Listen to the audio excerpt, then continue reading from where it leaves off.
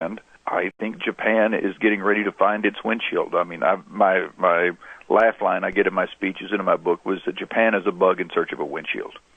I think 2013 is going to be the year of the windshield for Japan. They're going to start really rolling over because their deficit and debt has finally gotten to the place where it's going to force dramatic changes in their financial system.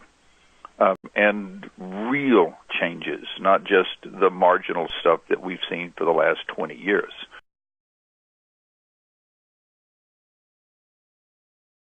The first thing that we need to understand is that the traditional view, the widowmaker of all trades, the shorting Japanese bonds, is still probably is going to be a widowmaker.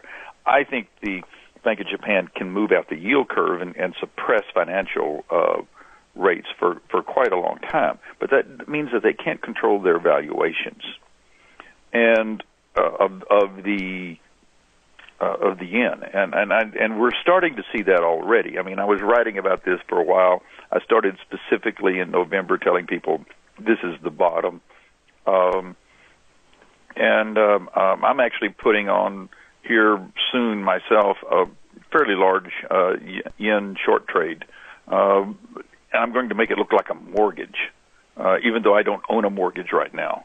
I'm going to put the equivalent of a mortgage on, because sometime here in the next year or so, I'm actually going to buy a home. I'm thinking after all these years of leasing, it's probably time to start buying here in the U.S. in terms of yen. But they're going to run massive deficits again, and they're going to inflate their money, though using inflation in Japan in the same sentence seems kind of odd. But they're really going to attempt it, and if they get serious about it, they can. Well, that's going to destroy the buying power for Mama-san. And the one thing we know about the Japanese as a people, they are currency traders. So it could happen faster and quicker.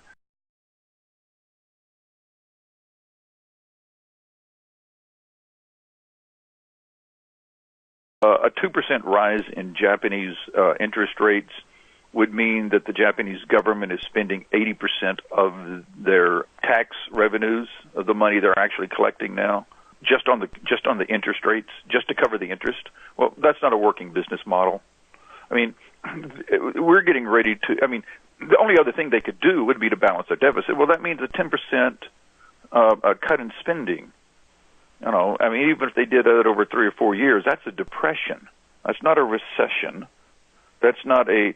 I mean, think about. We were talking about the fiscal cliff. We're talking about a 3% hit to the U.S. economy was going to put us into recession. It was the end of the world. It was Armageddon. What the hell would we have been talking about if it was going to be 10% in 1 year? It would have been a depression in the U.S. and the same thing in the U.S. in Japan, rather.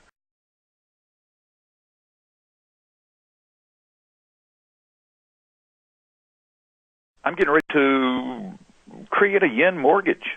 You can do that with options and futures. I mean, in essence, I'm starting to pay my interest, my carry cost, if you will, right now, even though I don't have a house because my lease isn't up till November and I don't have a place that I actually want to buy.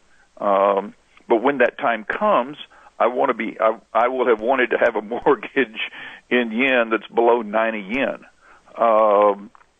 And because I think the yen's going to 150 and then 200. It's a 5 to 7 year move, but a mortgage is a 5 to 7 year piece of paper. So I don't have to be a dollar-based person. I can be a yen-based person. If I wanted to own gold as an investment, I would do it as a yen gold trade. I would do it as a euro. It would be my second choice for ugly currency. That's readily available. Then probably the pound would be my third least favorite.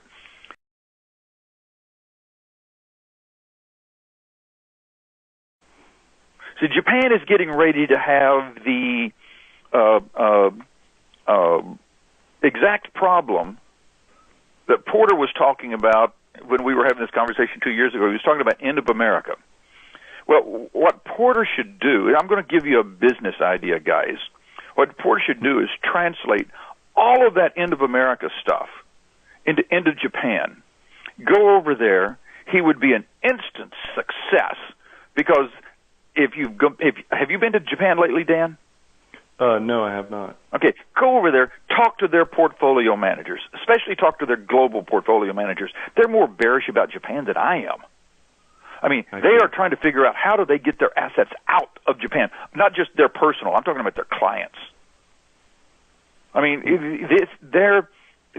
they recognize what's getting ready to happen. That message, that end of Japan message, I guarantee you is one that you would find a great deal of reception for because they're getting ready to do exactly what Porter was talking about. Their government is not going to deleverage.